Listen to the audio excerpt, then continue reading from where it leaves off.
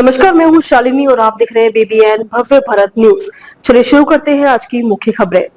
पाक को रास नहीं आ रहा भारत अफगानिस्तान का दोस्ताना, ख्वाजा आसिफ बोली दिल्ली के हाथ में काबुल की डोर।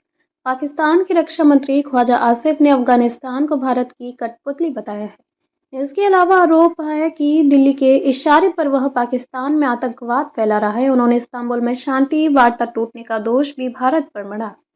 आसिफ ने चेतावनी दी कि अगर अफगानिस्तान ने पाकिस्तान की ओर देखा भी तो वह करारा जवाब देगा। उन्होंने भारत पर प्रॉक्सी वॉर छोड़ने का आरोप लगाया है। पाकिस्तान के रक्षा मंत्री ख्वाजा आसिफ ने एक बार फिर पुराना राग अल्पाना शुरू कर दिया है। उन्होंने कहा कि अफगानिस्तान भारत की कठपुतली है और दिल्ली से कंट्रोल होकर पाकिस्तान में आतंक फैला रहा है।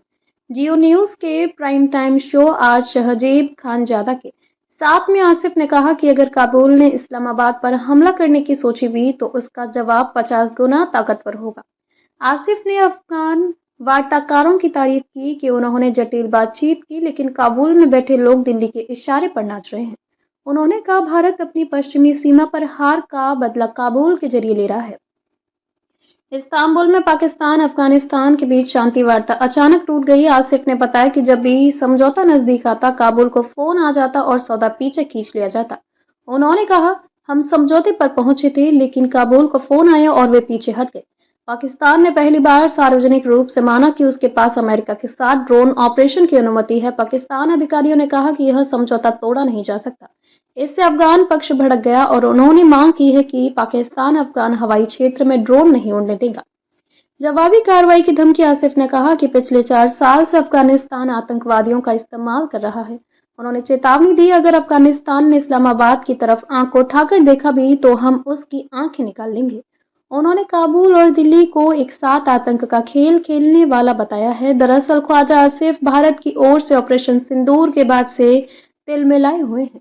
इसके बाद से ही वह भारत के खिलाफ जहर उगल रहे हैं। आसिफ ने कहा कि अफगानिस्तान की सरकार में ऐसे लोग हैं जो भारत गए और वहां मंदिरों में मत्था टेका।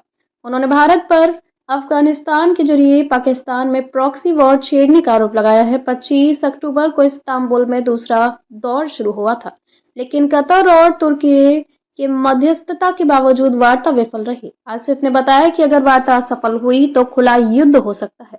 उन्होंने कहा कि आतंकवाद के लिए काबुल जिम्मेदार है और दिल्ली इसका सूत्रधार है। पाकिस्तान किसी भी हमले का मुंह तोड़ जवाब देगा। तो अभी तक के लिए इतना ही। मैं शालिनी आपसे विदा लेती हूँ। अगली खबर में फिर मुलाकात होगी एक और खास खबर के साथ। तब तक के लिए बने रहिए BBN भव्य भारत न्यूज के साथ। नमस्कार।